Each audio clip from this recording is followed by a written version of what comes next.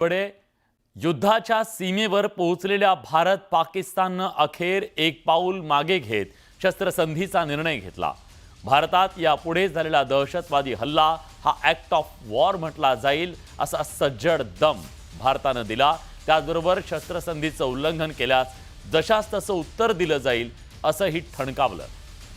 आपल्या अटी आणि शर्थीच्या बळावर भारतानं एक पाऊल मागे घेतलं, पण प्रश्न आहे खरंच पाकिस्तानवर विश्वास ठेवता येईल का? कारण पाकिस्तानचा तसा इतिहासच नाहीये। भारत आणि पाकिस्तान यांच्यात 1998 मध्ये अणुचाचणीनंतर शांततेच्या चर्चा सुरू झाल्या, पण एका बाजूला चर्चा सुरू असताना अटल बिहारी वाजपेयी यांची लाहोरची बस परत फिरताच पाकिस्तानी सैन्य दहशतवादी यांनी नियंत्रण रेषा अर्थात LOC ओलांडून कारगिलमध्ये घुसखोरी केली। त्यामुळे पुढे कारगिल युद्ध भडकलं। हा विश्वासघात होता। भारत आणि पाकिस्तानमध्ये झालेल्या युद्धानंतर दोन्ही देशात ताश्कंदमध्ये शांततेचा करार झाला, पण पाकिस्ताननं 71 मध्ये पुन्हा भारतासोबत युद्ध केलं। त्यानंतर पुन्हा एक करार झाला। इंदिरा गांधी आणि जुल्फिकार अली भुट्टो यांच्यात हा करार झाला। शांतता प्रस्थापित करण्याचा प्रयत्न झाला, पण पाकिस्ताननं दहशतवादाच्या माध्यमातून प्रॉक्सी वॉर सुरू केलं। भारतानं कायम संयम ठेवला, चर्चेतून मार्ग काढण्याचा प्रयत्न केला, पण समोरासमोरच्या लढाईत जिंकू न शकणारा पाकिस्तान कायम पाठीत वार करत राहिला। त्यामुळे प्रश्न आहे पाकिस्तानवर आता आपण विश्वास ठेवावा का? पाकिस्तान आता ज्या प्रकारे ऑपरेशन सिंधू मधून आपण जी कारवाई केली, दहशतवादाच्या विरोधातली कठोर कारवाई, त्या कारवाईनं धडा शिकेल का? या सगळ्या प्रश्नाच्या बद्दल आपण चर्चा करणार आहोत। आपल्या सोबत मान्यवर पाहुणे आता जोडले गेलेले आहेत। आपल्या सोबत आता ज्येष्ठ सरकारी वकील उज्ज्वल निकम सर जोडले गेलेले आहेत। निकम सर, स्वागत आहे तुमचं। थोड्याच वेळात आपल्या सोबत निवृत्त मेजर डॉक्टर अश्लेषा तावडे सुद्धा असणार आहेत। आपल्या सोबत भाजपचे प्रवक्ते राम कदम असतील। आपल्या सोबत आंतरराष्ट्रीय घडामोडींचे अभ्यासक शैलेंद्र देवळानकर सर जोडले जाणार आहेत। काँग्रेसचे प्रवक्ते गोपाळ तिवारी सुद्धा आपल्या सोबत असतील आणि त्याचबरोबर आपल्या सोबत विंग कमांडर वैष्णवी टोकेकर या सुद्धा या चर्चेत सहभागी होणार आहेत। पण या चर्चेची सुरुवात मी उज्ज्वल निकम सरांपासून करणार आहे। निकम सर, खरं तर आज ज्या प्रकारे भारतानं एक अतिशय महत्त्वाचा निर्णय घेतला शस्त्रसंधीच्या आधी, ते म्हणजे कुठल्याही प्रकारचा दहशतवादी हल्ला हा ॲक्ट ऑफ वॉर असेल असं म्हटलेलं आहे। तुम्ही या पावलाकडे कसं पाहता आणि ज्या प्रकारे आपण घरात घुसून त्यांना धडा शिकवला, तो धडा शिकेल असा पाकिस्तान आहे का?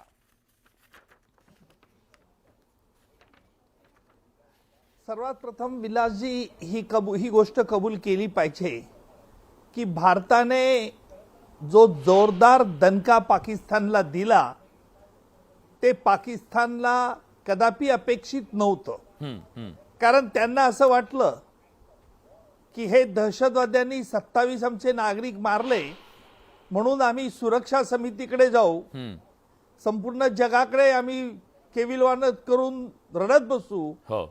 ही त्यांची जी धारणा होती त्या धारणेला सुरुंग लागला। नंबर 2 महत्वाची अशी की पाकिस्तानने चीनच्या मदतीने चीनचे जे ड्रोन आपल्यावरती डागले, ते चीन किती फसवा हलका माल शस्त्र सामुग्री पाकिस्तानला विकते हे देखील आता पाकिस्तानच्या लक्षात आलं असेल आणि जगाच्याही लक्षात आले। बरोबर। आणि तिसरी महत्वाची गोष्ट, या 27 नागरिकांचा ठोसा मी बदला म्हणणार नाही, कारण बदला अजूनही पूर्ण झालेला नाही, परंतु जो ठोसा मारलेला आहे त्या निमित्ताने भारताच्या शस्त्रसामुग्रीची भारताचे पंतप्रधान नरेंद्रजी मोदी, त्याचप्रमाणे आपलं संरक्षण दल आणि सरकारी यंत्रणा यांच्यात एकवाक्यता जगापुढे आली आणि खऱ्या अर्थाने आपल्या इथे लोकशाही नांदत आहे याची प्रचिती आम्ही जगाला दिलेली आहे। म्हणून माझ्या दृष्टिकोनातून शस्त्रसंधी ही जरी तात्पुरती मलमपट्टी असली तरी याचे दूरगामी परिणाम हे निश्चितपणे जगाच्या दृष्टिकोनातून आणि भारताच्या दृष्टिकोनातून मी त्याचं अभिनंदन करेल आणि आपल्या सरकारने जी धाडसी कृती दाखवली त्याबद्दल सरकारचंही अभिनंदन करेल। निश्चितच. पण मुद्दा हा आहे सर की आतापर्यंत जो इतिहास राहिलेला आहे पाकिस्तानचा, त्यानंतर आपण शस्त्रसंधी आत्ता जरी केलेली असली तरी या सगळ्यातनं त्यांची जी मानसिकता राहिलेली आहे पाठीत वार करण्याची, ते यातनं धडा घेतील का आणि आपण त्यांच्यावर विश्वास ठेवावा का? विलाजी, हा प्रश्न फार अत्यंत महत्वाचा आहे. कारण मी 1993 सालापासून बघतोय, बॉम्बस्फोट खटलेले असतील किंवा पाकिस्तानला स्वातंत्र्य मिळालं तेव्हापासून बघतोय आपण की पाकिस्तानने त्यांची खोड काही मोडली नाही. हो. अत्यंत ग्राम्य भाषेत म्हणायचं म्हटलं, कुत्र्याची शेपूट ही ती वाकडीच असते. हो. आणि दुर्दैवाने पाकिस्तान सरकारला लोकशाही तिथे कुठेही नांदत नसल्यामुळे, पाकिस्तान सरकार म्हणजे लष्करशहा हे असं असल्यामुळे, आज जरी आपल्याला आनंद झाला असला पाकिस्तानला चांगली चपराक दिल्याबद्दल, परंतु आपल्याला हा फार काळ आनंद ठेवता येणार नाही. आपल्याला अधिक दक्ष यापुढच्या भविष्य काळात राहावं लागेल. होय. कारण पाकिस्तान ज्या दहशतवादी कृत्य करत आहेत ती काही सोडणार नाही.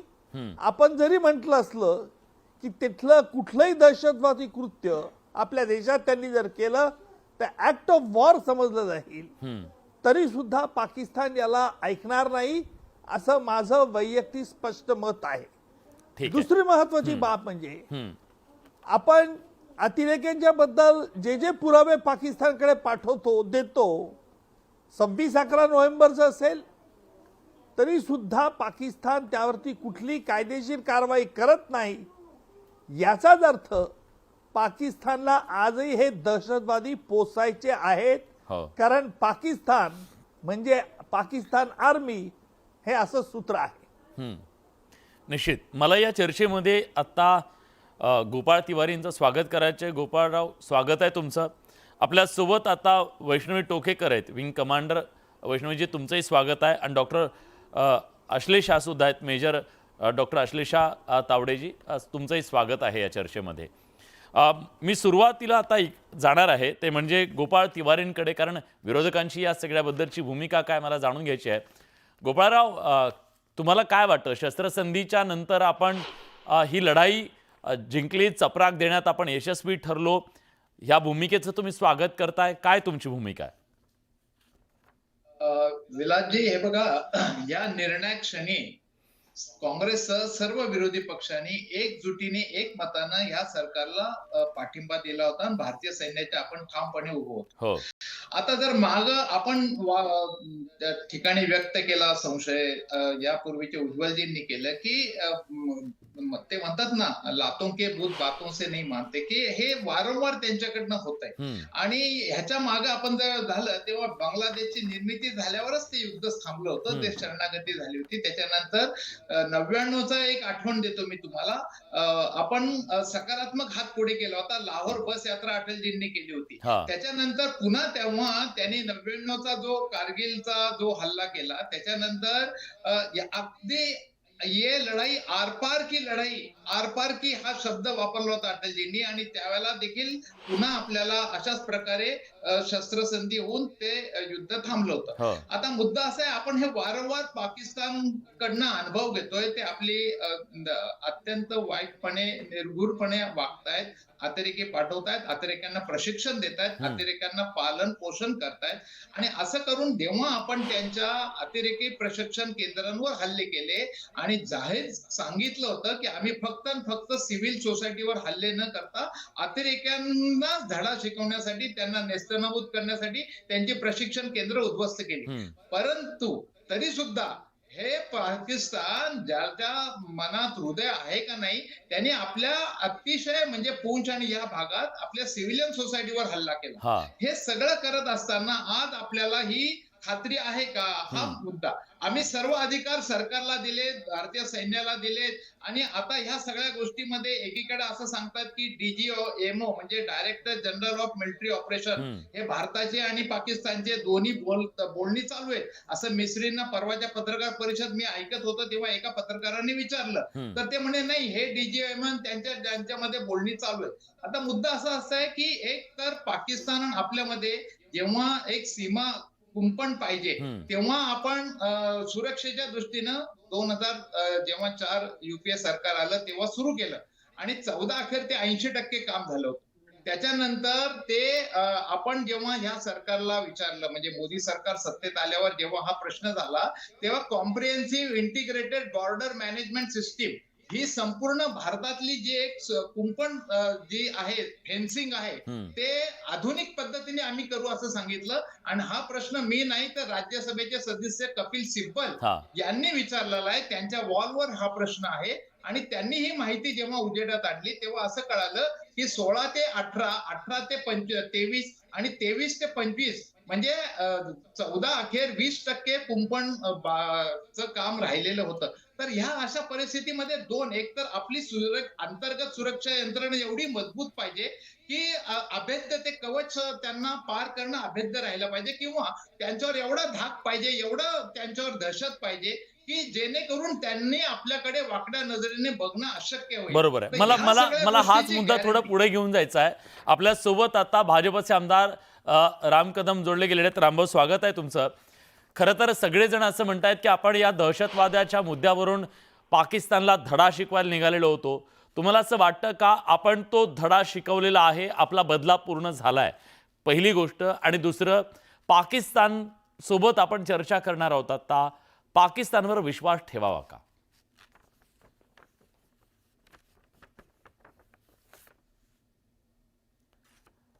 रामभाऊ, तुमचा आवाज हे होतोय, म्यूट आहे. आपल्या स्मरणात असेल की मुंबईमध्ये 26/11 झालं, त्यावेळेच्या सरकारनं काय कारवाई केली तीही आपल्या स्मरणात आहे. हम्म. हातावर हात ठेवून बसले, हेही भारतवासियांच्या सगळ्यांच्या लक्षात आहे. हा. पण त्यानंतर मग उरी असेल, पहलगाम असेल किंवा बालाकोटवर ज्या पद्धतीने आपण स्ट्राईक केला तो भाग असेल, हम्म.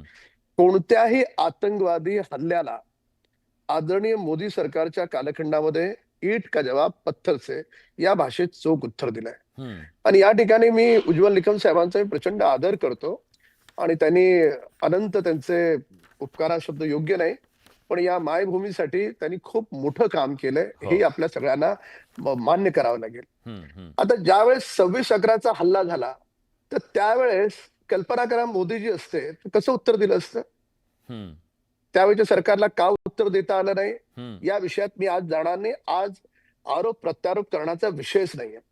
मुळामध्ये पहलगाममध्ये झालेली घटना ही पक्षाच्या पलीकडे राष्ट्र प्रथम या भावनेतून आपण पाहिली पाहिजे. प्रत्येक जण दुःखी झाला, व्यथित झाला. आणि सिंदूर ऑपरेशन या नावानं मोदींच्या सरकारनं आपल्या साहसी सेनेनं कशा पद्धतीने त्यांचे 9 लष्करी तळ आतंकवादींचे उद्ध्वस्त केले, पूर्ण देशानं जगानं पाहिले. हो. तर सिंदूर नावावर सुद्धा काँग्रेसवाले आक्षेप घेतील. अहो, तिथे लग्न झालेल्या त्या माय बहिणीच्या समोर तिच्या नवऱ्याला गोळ्या घातल्यात, तिच्या कपाळावर कुंकू पुसलं गेलं, त्याला सिंदूरच म्हणतात हिंदीत. एवढं कळलं नाही काँग्रेसवाल्यांना? माजी मुख्यमंत्री त्याच्या सिंदूर नावावर आक्षेप घेतात. तर त्याच्यामुळे आज पण जे झालंय, पाकिस्तानला आपण काय धडा शिकवलाय?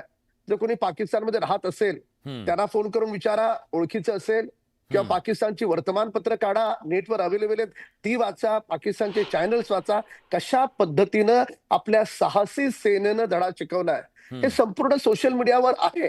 पण तरीही त्याच्यावर आपण प्रश्न उपस्थित करायचे.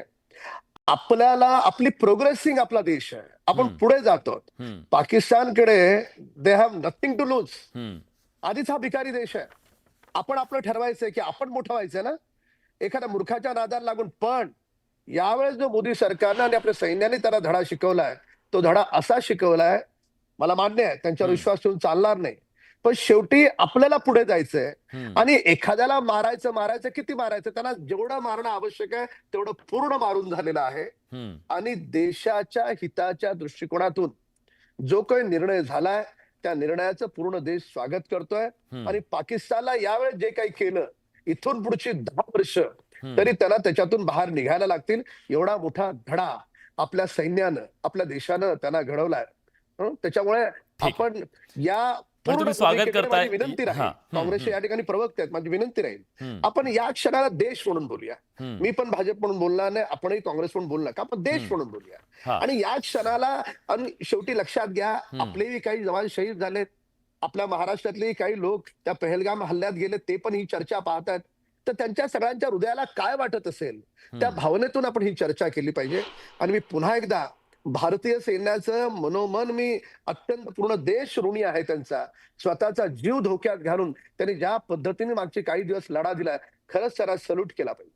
निश्चितच. गोपाळराव, मी येतो तुमच्याकडे, पण मला बाकी पाहुण्यांचे पण या संदर्भातली मतं जाणून घ्यायची आहेत. आपल्यासोबत आत्ता अ, अ, मेजर डॉक्टर अश्लेषा तावडे सुद्धा आहेत आणि आपल्यासोबत आत्ता जोडले गेलेले आहेत शैलेंद्र देवळानकरजी, जे आंतरराष्ट्रीय घडामोडींचे अभ्यासक आहेत. मी शैलेंद्र देवळानकर यांच्याकडे पहिल्यांदा जाणार आहे, कारण मला उत्सुकता आहे आता त्यांच्या त्या प्रतिक्रियेची, की अचानक युद्धाच्या सीमेवर आपण पोहोचलेलं असताना झालेली ही शस्त्रसंधी, या सगळ्याचे काय परिणाम तुम्हाला वाटतं? आपल्या हातात नेमकं काय पडलं? आपण घेतलेला हा निर्णय, त्याच्याकडे तुम्ही कसं पाहता? विलासजी बघा, मला असं वाटतंय की ज्या पद्धतीने आपण ह्या संपूर्ण घटनेमध्ये प्रतिक्रिया दिलेली होती. पहिली गोष्ट म्हणजे आपण यापूर्वी कायनेटिक रिॲक्शन्स म्हणजे पाकिस्तानकडनं एखादा दहशतवादी हल्ला झाल्यानंतर आपण त्वरित त्याची प्रत्युत्तर देत होतो, ज्याला आम्ही कायनेटिक रिॲक्शन्स असं म्हणतो. यावेळेला आपण प्रतिरोधनाचं साधन म्हणजे ऍक्ट ऑफ डेटरन्स आणि प्लस कायनेटिक रिॲक्शन अशा दुहेरी पद्धतीने आपण ह्या गोष्टी वर्कआउट केलेल्या होत्या. दुसरा याच्यातला मुद्दा असा होता की आपण ज्याही वेळेला आपल्याकडनं जे terror launch pad 9 terror launch pad उद्ध्वस्त झाले होते, ज्याच्यामध्ये पंजाब मधला साधारणतः 100 किलोमीटर आतमधला एक बहालपूर मधला टेरर लॉन्च पॅड देखील आपण उद्ध्वस्त केलेला होता. त्या माध्यमातनं आपण आपली जी क्षमता आहे, आपण एलओसी पण क्रॉस केलेली नव्हती आणि आपण कोणत्याही आंतरराष्ट्रीय कायद्याचं उल्लंघन केलेलं नव्हतं.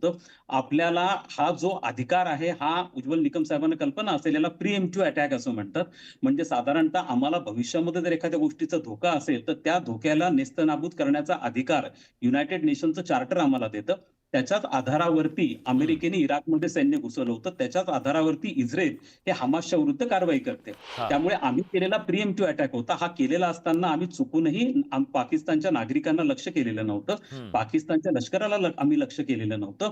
आम्हाला फक्त टेरर लॉन्च पॅड उद्ध्वस्त करायचे होते. आमचा संघर्ष पाकिस्तानच्या विरुद्ध नव्हता, हा state versus non state actor अशा प्रकारचा संघर्ष होता. तशाच पद्धतीने आपल्याला याला युनायटेड नेशनचे चार्ट म्हणून आपल्याकडनं आंतरराष्ट्रीय कायद्याचा भंग नव्हता. पाकिस्तानची प्रचंड मोठी गोची झाली होती, कारण पाकिस्तानला रिॲक्ट जर करायचं असेल तर ते कोणाला रिॲक्ट करणार हा प्रश्न होता. कारण भारत तर काही दहशतवाद्यांना बढावा देत नाही, भारताकडे काही टेरर कॅम्प्स नाहीयेत, भारत काही दहशतवाद्यांना एक्सपोर्ट करत नाही. त्यामुळे तुम्हाला अटॅक करावा लागेल तर भारतीय सिव्हिलियन्स वरती अटॅक करावा लागेल.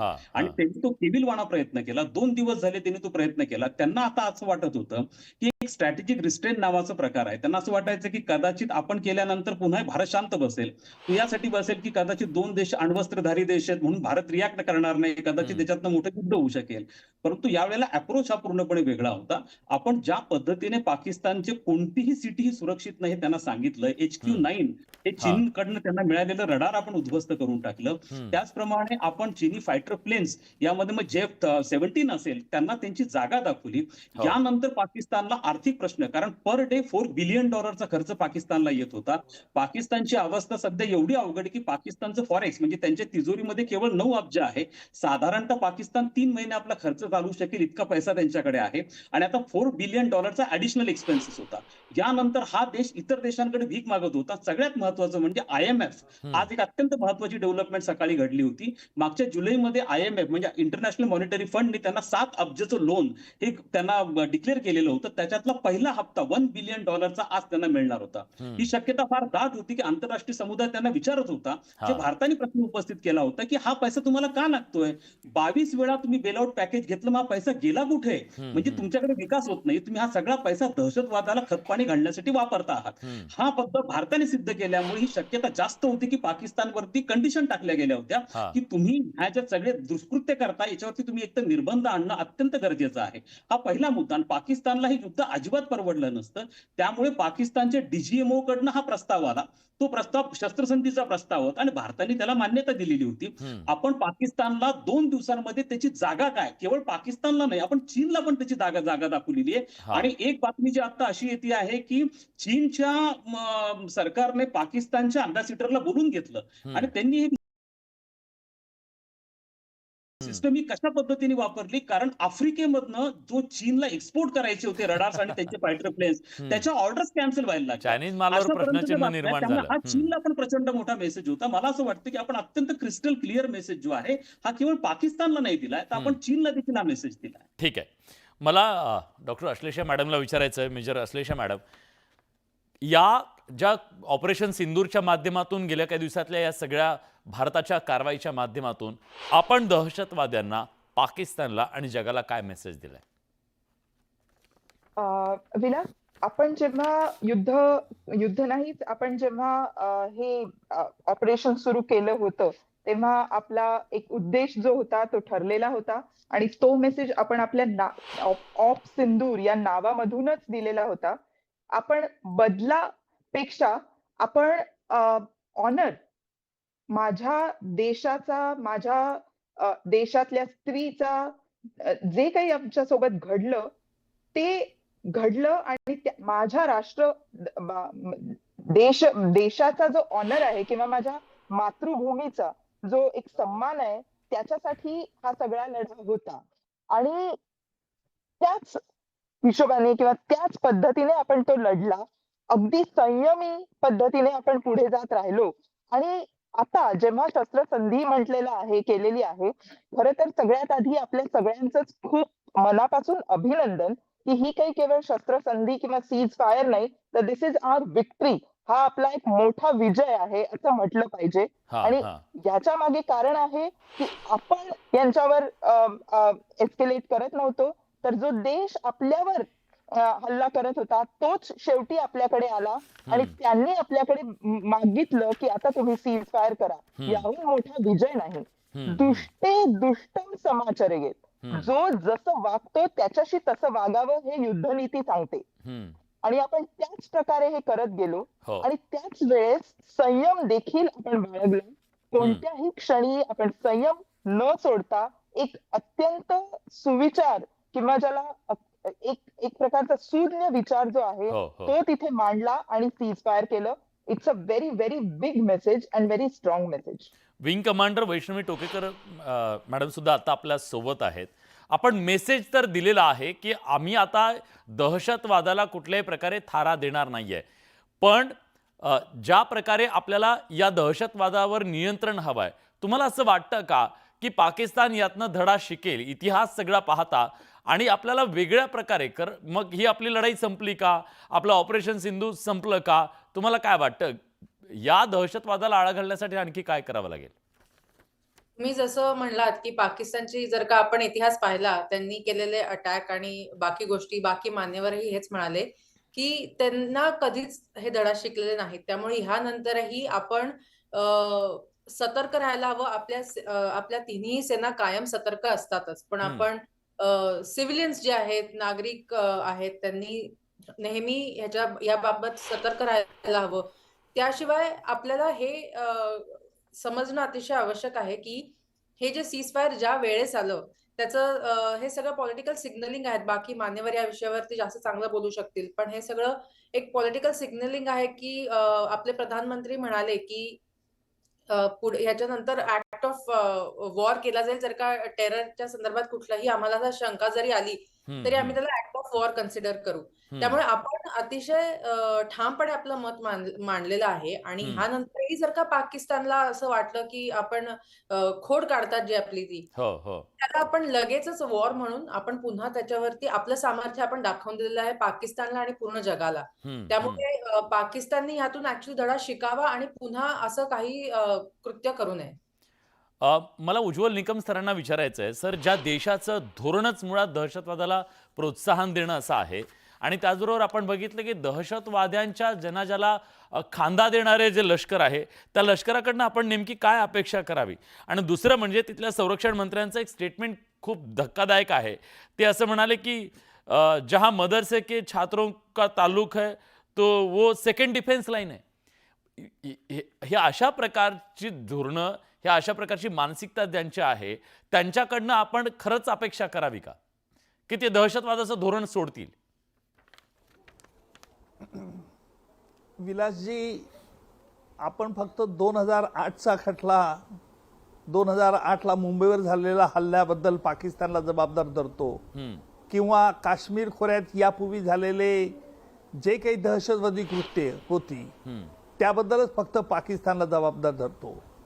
परंतु आपल्या दर्शकांच्या माहितीकरता सांगतो की, आणि हे पूर्ण जबाबदारीने मी स्टेटमेंट करतोय, की आपल्याच देशातील नागरिकांना धर्मावरती फितवण्याचे प्रयत्न पाकिस्तानने ISIने केले होते.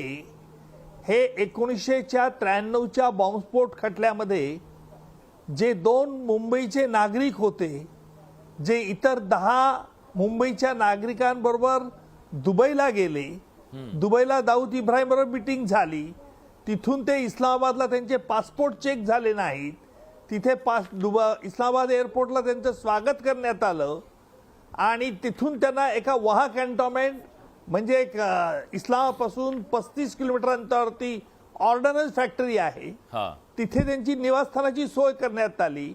हे सगळं पाकिस्तानने 93च्या बॉम्बस्फोटामध्ये देखील आपल्या नागरिकांना फितवून धार्मिक याच्यावरती त्यांनी प्रोत्साहित केलं होतं. हे आम्ही कोर्टात न्यायालयात सिद्ध केलेलं आहे.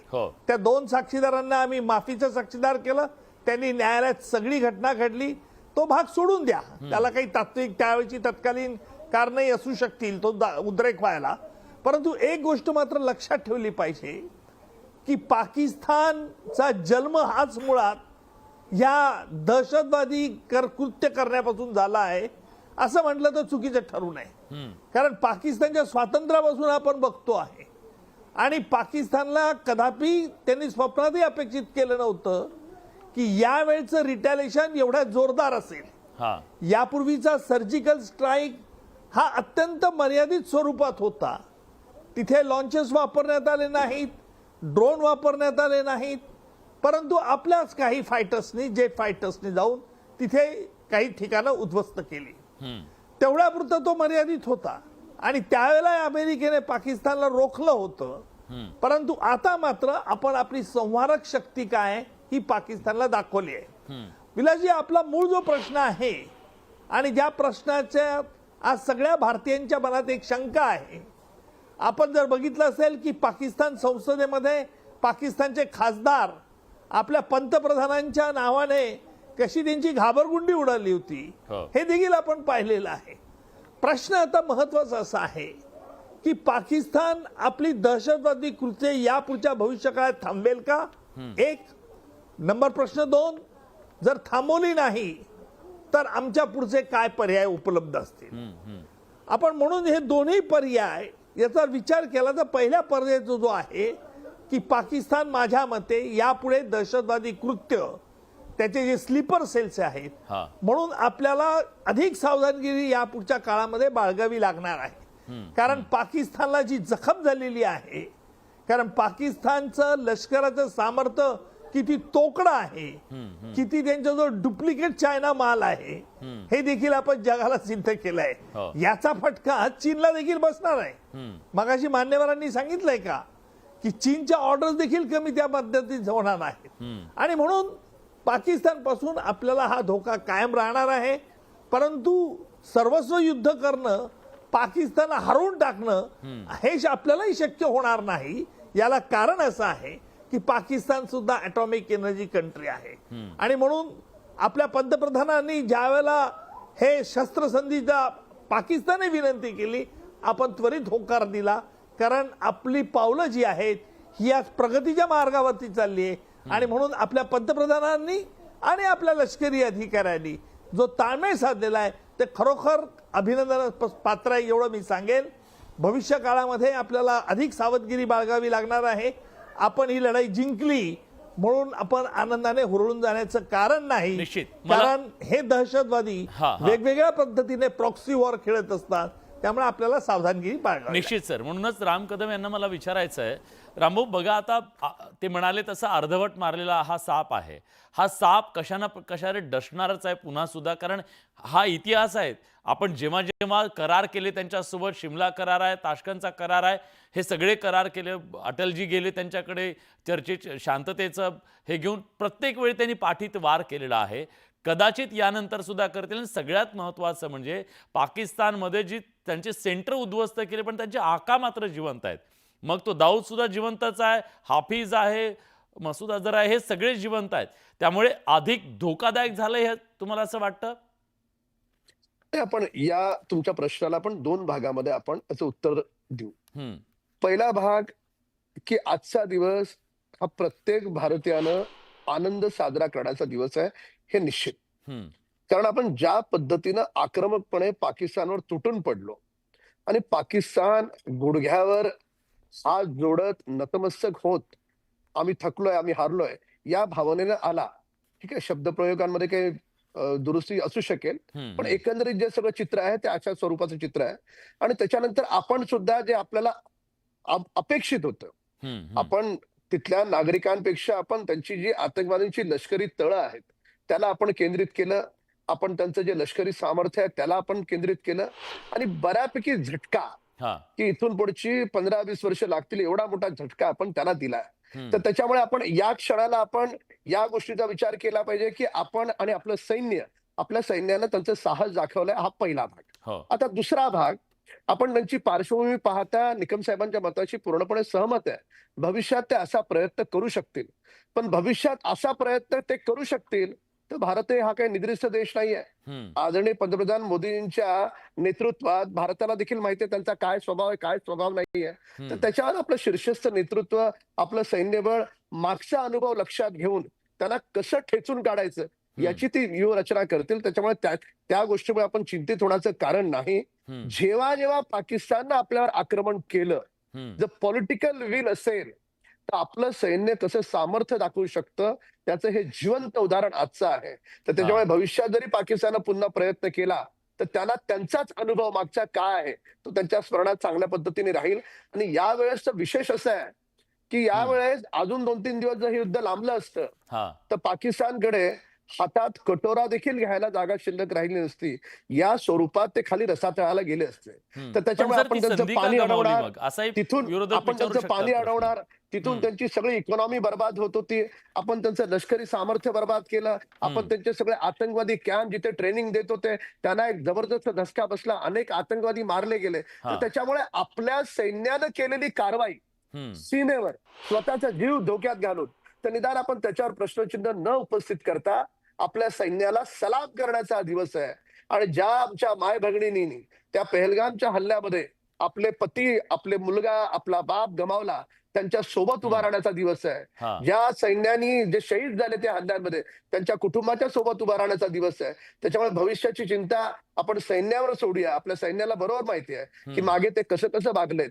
तर इथून पुढे भविष्यात देखील त्यांचा कसा कंबरडा मोडायचा, आर्थिक आणि एक आर्मी या रूपानं सुद्धा, तर तिची पूर्ण चिंता आदरणीय मोदींच्या नेतृत्वात हा ठीक देश आहे. घेईल याबाबत कोणाच्याही मला शंका असण्याचं कारण नाही. ठीक आहे. गोपाळराव, पॉलिटिकल विल पॉवरच्या बद्दल सातत्यानं बोललं गेलं आणि ही पॉलिटिकल विल पॉवर असेल तर दहशतवादाच्या विरोधात आपण कठोर लढाई लढू शकतो. पण ती विल पॉवर आज मोदींनी दाखवली, याआधी दाखवली गेली नाही, अशा प्रकारची मांडणी केली जाते. तुम्हाला ती मान्य आहे का? आता हे धोरण तुम्हाला सुद्धा अवलंबावं लागेल का, की या दहशतवादाला मोडून काढण्यासाठी आक्रमक व्हावं लागेल? यापूर्वीचे जे युद्धाचे प्रसंग झाले तेव्हा त्यावेळच्या पंतप्रधान इंदिरा गांधी असतील किंवा लाल बहादूर शास्त्री असतील, यांनी स्वतः विरोधी पक्षांना सोबत घेऊन त्यांच्याविषयी कृतज्ञता व्यक्त करून त्यांना विश्वासात घेऊन कामगिरी केलेली हे रेकॉर्डवर आहे. आणि दोन्ही पक्ष त्या वेळचे पंतप्रधान त्या मीटिंगला सामोरे गेलेले. मुद्दा असा आहे की आपण मागचे रेफरन्स देतो आणि पुन्हा पुढच्या सरकारनं कळत न कळत ते दोषारोप केला होत जातो किंवा तो होतो. आता 93-94 ची आता जी बाब सांगितली बॉम्बस्फोटची वगैरे, मला असं वाटतं की 99 ते 2004 हे वाजपेयींच्या नेतृत्वाखालचं सरकार होतं. त्यावेळेला आपल्याला अतिशय मुत्सद्देगिरीनं वागायला पाहिजे होतं. परंतु आपण एक सकारात्मक पाऊल म्हणून लाहोर बस यात्रा सुरू केली, तरी देखील कारगिलचा अनुभव घेतला. त्याच्यानंतर आपण काही बघितलं की आपल्या गोष्टीमध्ये काही फेन्सिंगचा प्रश्न झाला. मग त्यावेळेला ते फेन्सिंग पूर्ण केलं तर 80% फेन्सिंग झालं, 20% फेन्सिंग नाही तर पूर्वी जास्त प्रमाणात अतिरेकी येत होते. आणि म्हणून 2008 ला ते समुद्र मार्गे आले. ते आले अतिरेकी, पण जेव्हा ज्या वेळेला अतिरेकी आले त्यांना आपण सामोरे जायचा प्रयत्न केला, अटॅक झाला, त्यांना रोखलं, त्यांच्या गोळ्या आपण नाही, पण झेलल्या आणि त्या पाकिस्तानला काय पकडून केलं? त्यांना म्हणजे ऐका ना. जेव्हा बरोबर, 26/11 ऐका ना, सारखा ऐका ना, दहशतवादी ऐका हल्ला ना, झाला, ऐका ना. 100% ना, 100%. त्यावेळेला आज जसं राहुलजी आणि काँग्रेस पूर्ण विरोधी पक्ष यांच्या सोबत उभा राहिला, त्यावेळेला ट्रायडेनच्या समोर त्यावेळेचे गुजरातचे मुख्यमंत्री टीका करत होते. त्यावेळेला नाही, पण जर ते तसे जर सरकारनं काय केलं हा प्रश्न ऐका, आहे ना. ते तेव्हा मग मी तुम्हाला सांगतो ना, ऐका ना, मला पूर्ण बोलून द्या. त्यावेळेला त्या पद्धतीने त्यांना सामोरे जाऊन उज्ज्वलजींनीच केस चालवली आणि त्यांच्या अतिरेक्यांचा खात्मा केला, त्यांना शिक्षा दिली. मसूद अझहरला पण आपण पकडला होता. पण सर ऐका ना, सर ऐका ना, नाही, एक मिनिट. तुम्हाला मला रेफरन्स देऊन द्या. मसूद अझहरला सोडलं, अफजल गुरुला आपण फाशी दिली, कसाबला फाशी दिली आणि न्याय प्रक्रिया चालून फाशी दिली. त्याच्यानंतर मात्र आपण त्याच्याने पाकिस्तानला काय फरक पडला?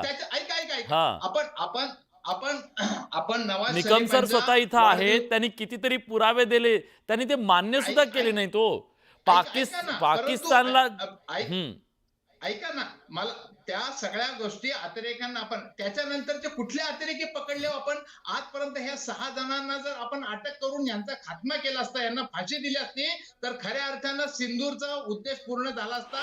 आमच्या भगिनींचं कुंकाचं किंमत आपण चुकवली गेली असती. आज आपण परवा 26 लोक गेले तर गेले, गेल्या काही दिवसामध्ये पूंछ मध्ये ह्याच्यामध्ये पण आपली हानी झाली, मनुष्य हानी झाली. आपले शिक्षक आणि निरपराध लोक, निष्पाप लोक मारली गेली. त्याच्यात आपण काय याचा जमा खर्च आपण गोळाबेरीज करणार का नाही? आपण 4 दिवसात काय झालं आणि अतिरेकी परत ते बिनबोबट सुटले.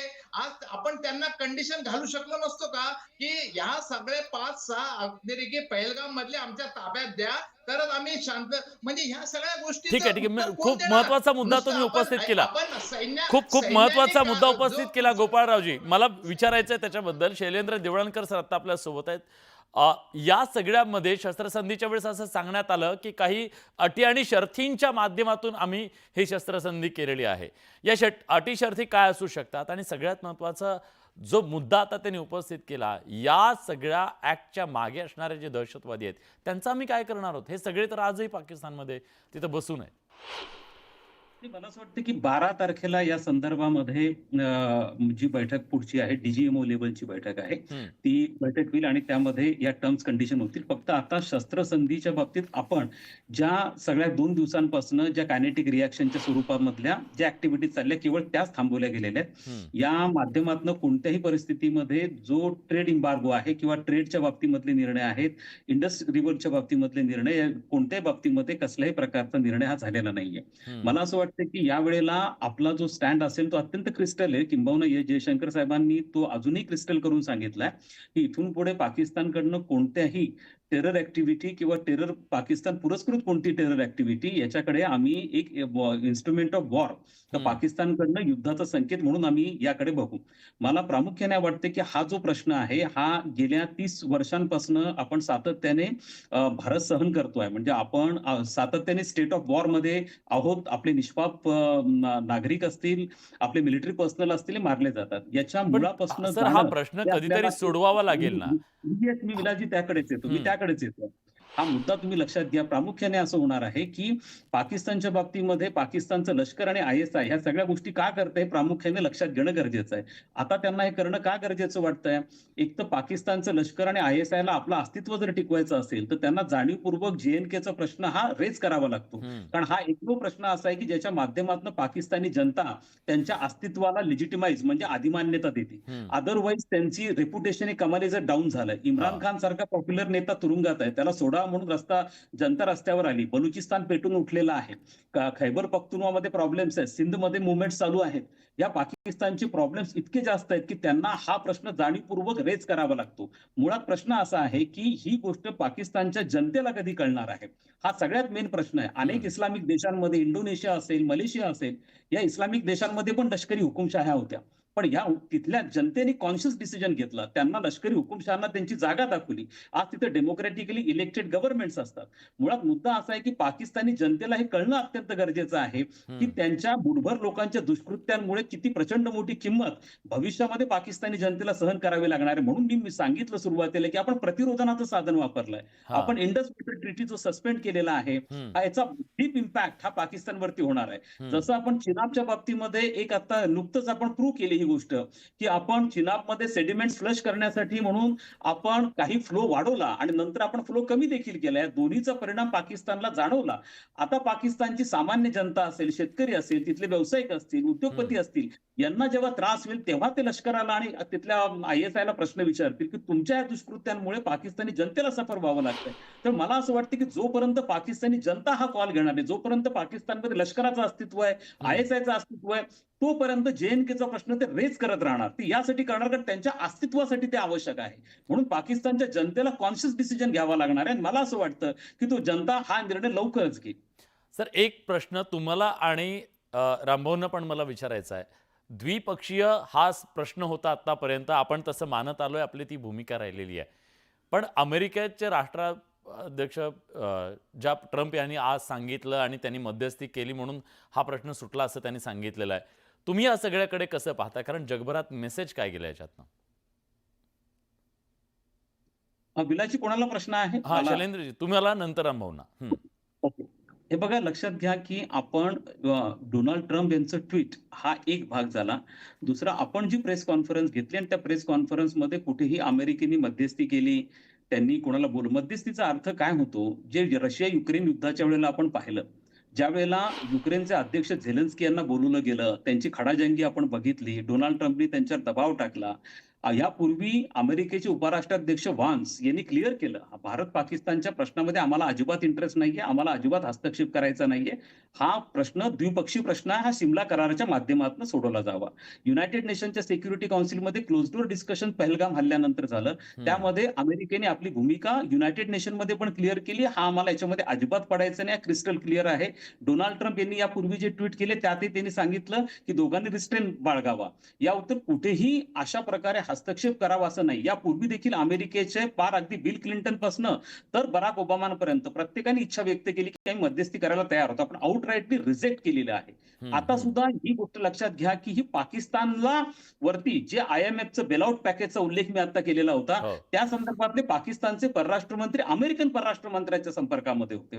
त्यांच्यामध्ये झालं. लक्षात घ्या, 1999 जेव्हा कारगिलचा संघर्ष झाला होता तेव्हा पाकिस्तानचे पंतप्रधान नवाज शरीफ यांना तत्कालीन अमेरिकेचे राष्ट्राध्यक्ष बिल क्लिंटन यांनी वॉशिंग्टनला बोलून घेतलं होतं. आणि त्यानंतर आर्म ट्विस्टिंग हा नावाचा शब्दप्रयोग खूप मोठा प्रसिद्ध झाला होता की त्यांनी त्यांचा हात पिरगाळला, कान पिरगाळल्यासारखा हात पिरगाळला, अशा स्वरूपाचा पाठ होता. मला असं वाटतं की जोही अमेरिकेचा दबाव टाकला गेला हा पाकिस्तानवर टाकला गेलेला आहे. हा पाकिस्तान त्याच्यासाठी तयार झालेला आहे. आपल्या प्रेस कॉन्फरन्समध्ये कुठेही अमेरिकेच्या मध्यस्थीचा उल्लेख हा आलेला नाहीये. मला असं वाटतं त्यांनी आम्हाला शस्त्रसंधीचा प्रस्ताव दिला, तो प्रस्ताव आम्ही मान्य केला. याच्या व्यतिरिक्त अमेरिकेच्या मध्यस्थीविषयी ऑफिशियली आपल्याकडनं कोणत्याही प्रकारचं क्लॅरिफिकेशन अद्याप आलेलं नाहीये. त्यामुळे अमेरिकेच्या व्हान्सनी उपराष्ट्राध्यक्षांनी भूमिका क्लिअर केली होती, याच्याशी आमचा काहीही संबंध नाहीये. यापूर्वी अमेरिकेने मध्यस्थीची ज्या ज्या वेळेला मागणी केली होती आउटराईटली आम्ही रिजेक्ट केलेली आहे. हा आमचा बायलॅटरल इश्यू आहे आणि हा केवळ सिमला अग्रीमेंट नुसार सोडवला जाणार आहे. निश्चितच. रामभाऊ, तुमचं सबमिशन याच्यावर द्यायचं तुम्हाला, कारण अमेरिकेच्या राष्ट्राध्यक्षांनी ट्विट केल्यामुळे अडचण निर्माण झाली का तुमची? विलासराव, कोणत्याही भांडणामध्ये मग ते घरगुती असेल, दोन मित्रांमधलं असेल किंवा व्यापक अर्थानं दोन राष्ट्रांमध्ये असेल, भांडणामधला एक अतिशय सुंदर नियम असा असतो की कुठे थांबायचंय आणि किती ताणायचंय याला मर्यादा असली पाहिजे. आपला उद्देश काय होता? आपला उद्देश होता त्यांना धडा शिकवणं. आपला उद्देश, भारत हा कायम अतिशय संयमी, सहनशील असा एक राष्ट्र, अशा प्रकारची भारतात, जगभरात भारताची प्रतिमा आहे. युद्धखोर आपल्याला तिथल्या ऐकून घ्या, आपल्याला तिथल्या निरपराध लोकांना मारणं या उद्देशापेक्षा अधिक मोठा उद्देश तिथल्या ज्या आतंकवादी कारवाया आहेत, तिथले जे आतंकवादी आहेत त्यांना मारणं आणि त्यांचे जे पाठीराखे आहेत त्यांना धडा देणं की बाबा आता हा भारत पूर्वीसारखा भारत राहिलेला नाही, बदललेला भारत आहे. हा ईट का जवाब पत्थर से देने वाला भारत है. तुम्ही एक माराल, आम्ही तुमच्या घरात घुसून 100 मारू. हम्म. आणि ते उत्तर आपण मागच्या ह्या 5-6 दिवसात दिलं. हा. आपण ते उत्तर इतक्या खमक्या पद्धतीने दिलं हम्म. की पूर्ण जगाला याची नोंद घ्यावी लागली. हम्म. आपण कुठपर्यंत ताणायचं? आपण 3ऱ्या महायुद्धाला जन्म देणारा राष्ट्र अशा प्रकारचं इतिहासात आपलं नाव नोंदवून घ्यायचं हम्म. का? अणुबॉम्ब एकमेकांच्या विरोधात वापरले गेले, जसे नागासाकी हिरोशिमा मध्ये वापरले गेले तशा प्रकारची आपण प्रतिमा करून घ्यायची का? आपण एक विशिष्ट मर्यादेच्या कालखंडात आपण त्याला धडा शिकवला आणि तो धडा शिकवल्याच्या नंतर पुन्हा त्यांना त्याच्या कारवाई करायला निदान 10-20 वर्ष लागतील अशा प्रकारच्या भूमिकेत आणून ठेवलं आणि तिथे थांबायचा हा एक महत्वाचा मुद्दा आहे. आणि आपण नक्कीच. त्याच्यावर राजकीय चर्चा करण्यापेक्षा हो. आपण भारतातल्या प्रत्येक लोकांच्या मनाचा ठाव घेतला पाहिजे. आणि मला असं वाटतं हा. हा. व्यापक अर्थानं जेव्हा 2 भांडणं होतात तर आदरणीय मोदींचे जगभरातल्या अनेक देशांची चांगले संबंध आहेत. हम्म. आपण UAE मुस्लिम राष्ट्र आहे, पण पाकिस्तानात तरी ठणकावून सांगितलं नाही होणार ना तुमच्या मॅचेस. हम्म. हा काय संदेश आहे?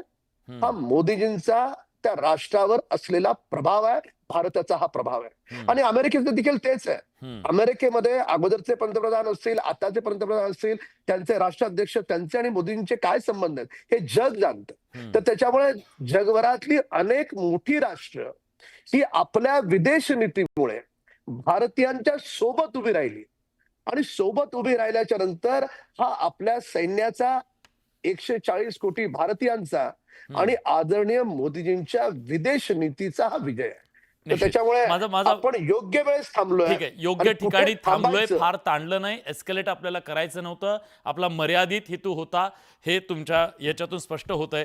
माझ्याकडे वेळ कमी आहे. विंग कमांडर वैष्णवी टोकेकर यांच्यासाठी आणि डॉक्टर आश्लेष तावडे यांच्यासाठी सुद्धा माझा एकच प्रश्न आहे. आपण एस्केलेट न होणं या सगळ्यातनं पाकिस्तानची अब्रू वाचली आहे का? दोघींना एकच प्रश्न आहे. मॅम हा, आश्लेषा मॅडम. पाकिस्तानची अब्रू वाचली आहे का ह्याच्यापेक्षा त्यांना त्यांचा फेस सेव्हर मिळाला आहे का? आपण जे काही विलास तुम्ही जे विचारलं ते हा. पाकिस्तानची अब्रू राखणं किंवा त्यांची अब्रू काढणं हा कधीच आपला उद्देश नव्हता. भारताने जेव्हा ऑपरेशन लॉन्च केलं आणि जेव्हा आपण आता शस्त्रसंधी, जेव्हा आपण सीज फायर जेव्हा आपण ही युद्धजन्य परिस्थिती जेव्हा जिंकली आहे तेव्हा त्याच्या मागे एकच उद्देश होता, तो म्हणजे भारताचा गौरव राखणं आणि आपला जो पाथ आहे, जो विकासाचा मार्ग आहे, हो. डेव्हलपमेंट पाथ, त्याच्यापासून न हटता हा. आपल्या पुढच्या पिढीसाठी एक चांगला संदेश देणं आणि एक चांगलं आणि उत्तम उदाहरण निर्माण करणं. आपली जी आजची तरुण पिढी आहे विलास, हा. त्यांनी खरंच जे युद्ध असतं ते पाहिलेलं नाही. आपण 72चं युद्ध किंवा 47चं युद्ध ही त्यांना गोष्टीप्रमाणे ऐकलेली आहेत. हम्म. आज त्यांनी स्वतःच्या डोळ्यांनी घराघरामध्ये मॉकड्रिल पाहिलं, त्यांनी स्वतःच्या डोळ्यांनी आणि त्यांनी त्यांच्या वेगवेगळ्या साधनांमधून अनुभव केलं की युद्ध काय असतं. आणि हम्म. आजची पिढी एवढी सुज्ञ आहे विलास हा. की त्यांच्यापर्यंत हा जो मेसेज आहे की अमृत काळामध्ये युद्ध हा काही पर्याय नाही, हो. तर आपल्या मार्गापासून न हटणं, ना हटेंगे डटे रहेंगे, हा जो एक जो स्ट्रॉंग मेसेज आहे हो. तो आपण दिलेला आहे. आणि त्यात जर पाकिस्तानाची बेअब्रू झाली तर यस्य नास्ति स्वयं प्रज्ञा दैवं तस्य करोति किम, त्याचं स्वतःचं काही नाहीच आहे, त्यांच्या नशिबाने झालं ते झालं. मला हाच अशा प्रश्न प्रकारचं विचारतो, टोकेकर मॅडमना पण हाच प्रश्न विचारतो. बेअब्रू एका अर्थाने झाली सुद्धा आणि अधिक व्हायची ती वाचली का? जसं शैलेंद्र सरही म्हणाले की आपण हे एका नॉन स्टेट ऍक्टर बरोबर हे युद्ध होतं आपलं, आपण अगेन्स्ट टेररिस्ट हे आपलं पूर्ण मिशन होतं, ऑपरेशन होतं. आणि पाकिस्तानची अब्रू आपण म्हणजे ती आपली रिस्पॉन्सिबिलिटी नाहीये. त्यांचं पितळ उघडं पडलं कारण ते चुकीचं वागत राहिले ही आपली रिस्पॉन्सिबिलिटी नाही. जसं मॅमही म्हणाल्या की आपण आपल्या देशाचं सॉव्हरेनिटी आपण जपत होतो, आपण आपल्या नागरिकांना जपत होतो, आपण आपल्या वरती झालेला जो भ्याड हल्ला होता त्याचं एका प्रकारे आपण प्रत्युत्तर देत होतो. त्यामध्ये पाकिस्तान, पूर्ण जगाला कळालं की पाकिस्तानची जे आतापर्यंत ते नाकारत होते की आम्हीही टेररिझमचे विक्टिम्स आहोत ते हो. आता पूर्ण जगासमोर आलंय की असं नाहीये. त्यांच्याकडे 9 ठिकाणी आपण हल्ले करून हे जगाला एक प्रमाणपत्र दिलं की इथे होते आणि आता आम्ही ते नष्ट केलेले आहेत. हा. त्यामध्ये आपण त्यांची अब्रू उघडी पाडणे किंवा न हे करणे हा आपली रिस्पॉन्सिबिलिटी अजिबात नव्हती. आपण आपलं फक्त काम पूर्ण केलेलं आहे. बर, ठीक आहे. आशा करूया की या सगळ्यातनं एक धडा हा पाकिस्तान घेईल आणि हा धडा घेतल्यानंतर या पुढच्या काळात भारताला सातत्यानं घाळ करण्याचे जे मनसुबे तिथे बसून त्या दहशतवादी आणि त्या दहशतवाद्यांचे आका सगळं करत होते त्याला आळा बसेल आणि पुढच्या वेळी अशा प्रकारे मृत्यूचा खेळ खेळण्यापूर्वी लक्षात ठेवेल की भारत आपल्याला या सगळ्याची मोठी किंमत मोजायला लावू शकतो आणि त्यामुळे पुढच्या काळात भारताला शांततेनं प्रगतीच्या दृष्टीनं पुढे जाता येईल आणि ही शस्त्रसंधी शांततेमध्ये रूपांतरित होईल अशा आशा करूया. आज या चर्चेमध्ये आपण सगळेजण आलात, आपली भूमिका मांडली त्याबद्दल सगळ्यांचे मनापासून आभार. धन्यवाद.